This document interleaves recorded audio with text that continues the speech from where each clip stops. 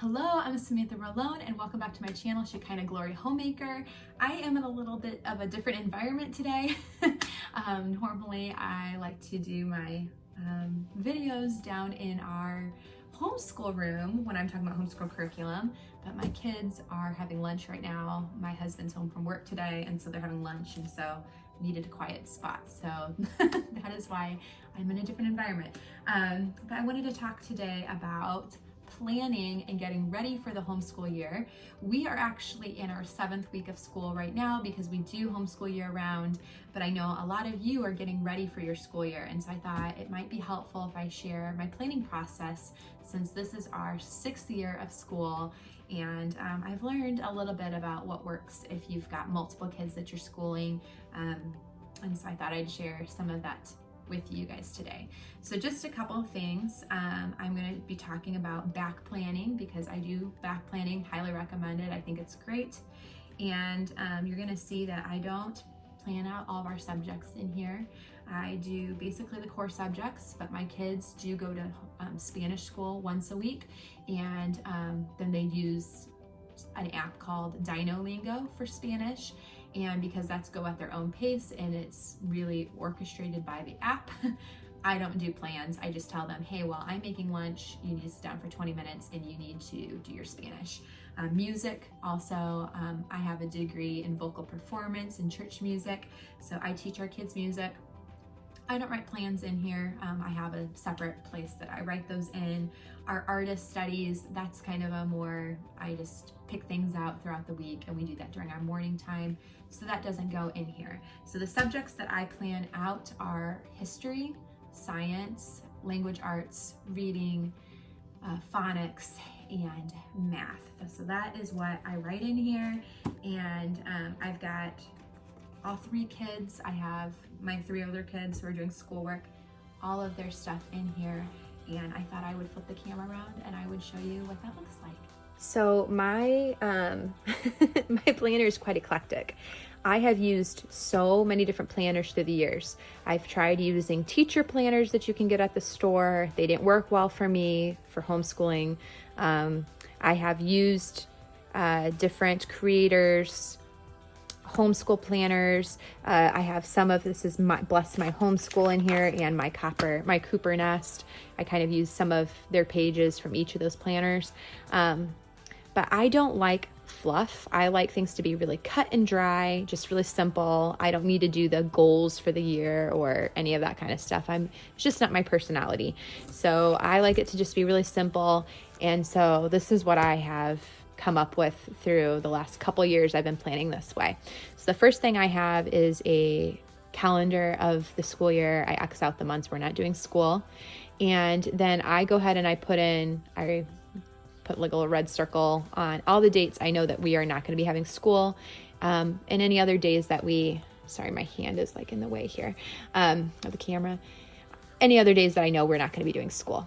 Then I put blue circles around the ones where I know we have scheduled field trips, and then I'll go back through and I'll circle those dates also if we do a field trip that I didn't plan. The boxes are because we do something called Sabbath school.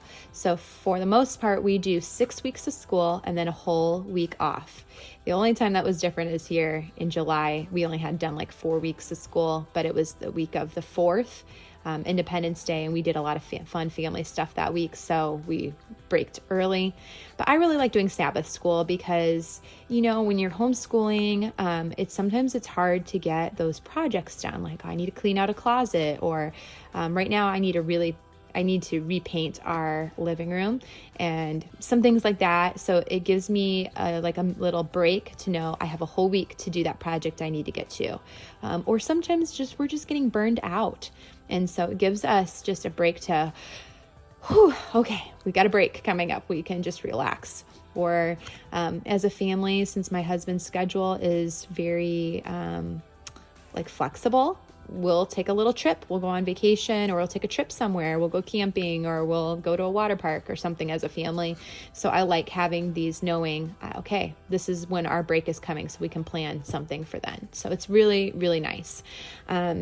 We used to take off every single Friday, We really haven't been doing that lately. We haven't really been needing to do that as much. So it is a little bit more of a relaxed day. We're planning to be joining a community group this year. Last year we did a co-op and it just didn't work for our schedule. So this year we're starting something in our home where people are going to be coming over. I'm still planning to do light lessons on those days. So I didn't block out Fridays because I know we will be doing schoolwork those days. So that is pretty much my calendar here. You'll notice we take off pretty much all of December. In the past, we have actually taken off the Wednesday before Thanksgiving because I'm baking a ton, all the way through Epiphany. But last year, the kids got so bored, and the lack of structure for them and just doing review work for that long was not good. Because, it's review work between the same school year versus at the end of the school year, we'll have a review. We'll be doing some review. It's just different. And it just wasn't good for them. So this year, we're just going to take off 4 weeks instead of 7 weeks, 6 or 7 weeks. So that's why this is all blocked off here in December. And I love this time of just preparing our hearts for the coming of Jesus. And so it just is really good family time together. I'm trying to think of what else. In our state, the only requirement is that we have 180 school days. So the 29th of March will be 36 weeks or 180 days. Now, I do have 4 children, so I am sure there will be times we'll be sick, or there may be other times where we take off and do more field trips that maybe aren't related to our school curriculum. And I don't really count those towards school days then if they're not directly connected to what we're learning. I'm sure I could, but I just don't. And I want to make sure I do get enough book work in. I am really a stickler for, I want to finish our curriculum. I really want to do that. So even if we're 180 days in, if we are not done with our curriculum, I want to see it through. And so I know that that's going to take us through the 9th of April doing that. If we're able to double up on some lessons naturally where the kids, I don't want to push them, then, we'll be able to end still on time. But this month here, April, is blocked off as work makeup days, which would be just finishing out our curriculum, or even sick days. So with 4 kids, I'm sure there are going to be times where they're sick. Usually what I do is, let's say they're sick on Wednesday and Thursday. If they're feeling better Friday, I'll have them do, school, of course. And then maybe we'll make up what they missed since they weren't doing lessons on Wednesday and Thursday. We'll do the next 2 Saturdays, we'll do some lessons. I like to make it up as closely as possible so that I'm not having to tack it on to the end of the school year. So that's generally how we do it. I'm trying to think if there's anything else here. And then May is all blocked off because I use May every year as my prep month. I clean out the classroom, get it really, really clean out materials that we didn't use so that there's not clutter going into the following school year. It gives the kids a little bit of a break, and they do review work during this time. We love using extra math online or their Osmo, and then they just, of course, keep up with their reading every day. And but there's no planned lessons. Sometimes I get them workbooks from the dollar store just as something fun to do. And they'll do that during the month of May or April and May if there's 2 months off. And then we start over again in June. So that is kind of how we work things, and we really like it a lot.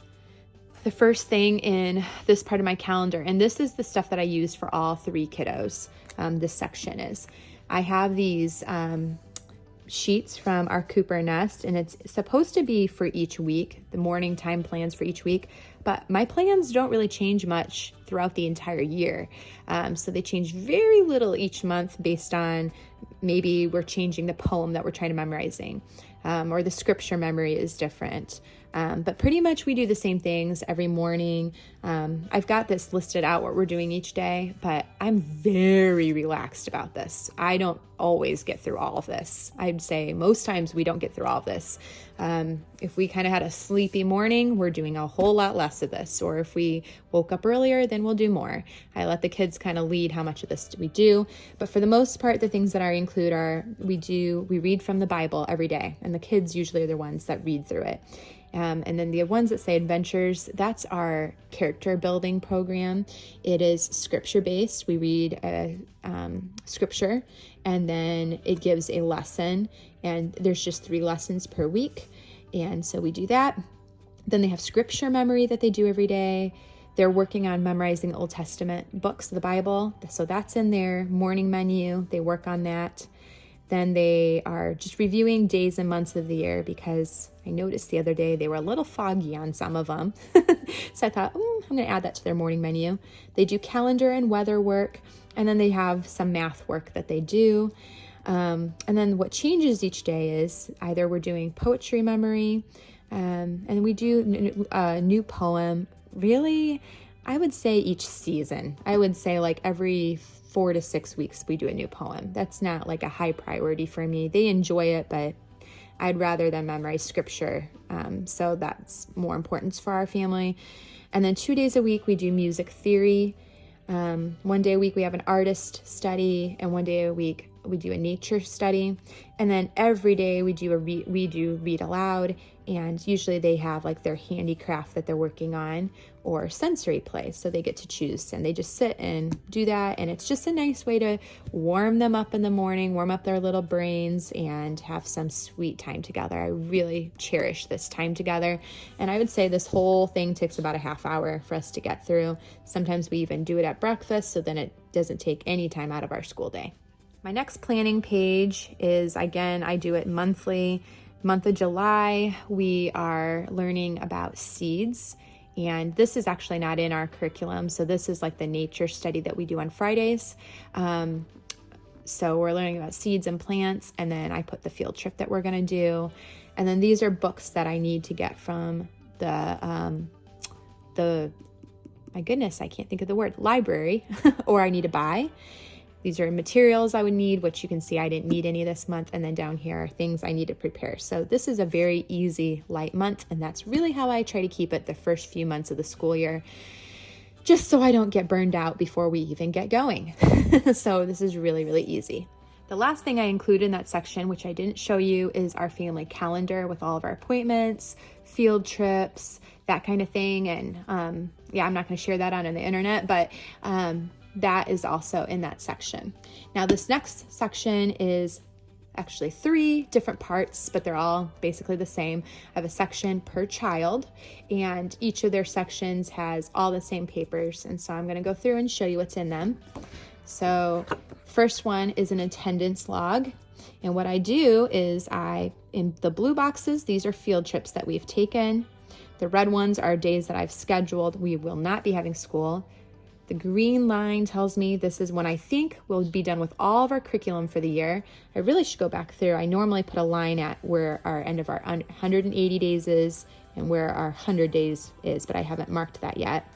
And then the highlighted section, that shows 5 days our school week. So I can see when our weekends are, so that if I see a box that's on a weekend, I know, okay, yeah, that was a field trip, not book work day. The next page in each of the kids sections is the month overview. And this is just this is what I think will be accomplished this month. I do not worry about it if this does not get done exactly, because as a homeschool parent, one of the perks is working at your kid's pace. So if my kid needs to take 2 days to do a lesson, I don't want to feel like, I have to have this deadline. Or if my kid is flying through material, I want to have the freedom to do extra lessons in that day. So this is just kind of overview. We kind of had a weird year last year because I had our 4th child. And because of that, we had a much slower pace with our curriculum. And at the end of the year, we had 200 and some days in, and I was just ready to be done. I really needed that breather in May. And so we are finishing up curriculum from last year, just the last couple units. And so because of that, we haven't started doing all of our curriculum yet, all of our different things. I didn't want to start new stuff when we're still finishing the old stuff. So what I normally keep in this section is language arts, our reading curriculum, phonics, and math. I do not put history or science in here because those are much more relaxed. We do those family style.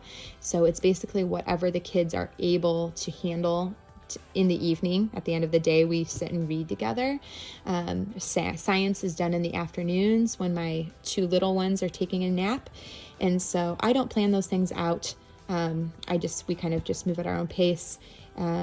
So on this, I also put like an X on the days that I know we're not going to have school, our plan days, and then I put on the days that I know we're planning field trips. So that is that. So here you'll see this is our weekly plan, and this is where most people I think would write in exactly the plans that they're planning to do with their child.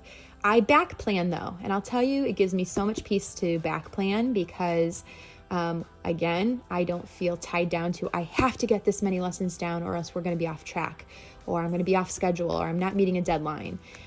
So I just, at the end of the day, I write in what we accomplished.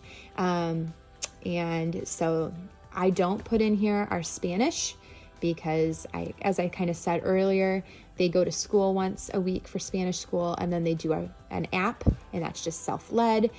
Music lessons I don't put in here. I don't put in our handicrafts. I don't put in, not science, art, any of that kind of stuff. It's just science, history, language arts, reading curriculum, phonics, and math. So I write it in this way. I have the date on the side, and this sheet is from Bless This Homeschool.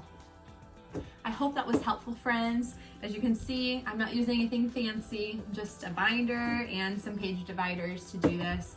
I have used so many planners in the past, and I think that there's so many great options. This is just what's worked for me. You can see it's very cut and dry, nothing fancy at all, but just having a simple calendar and just a simple way to write in what my overview, what I think we'll accomplish, and then what we actually did do. That's what's best for me.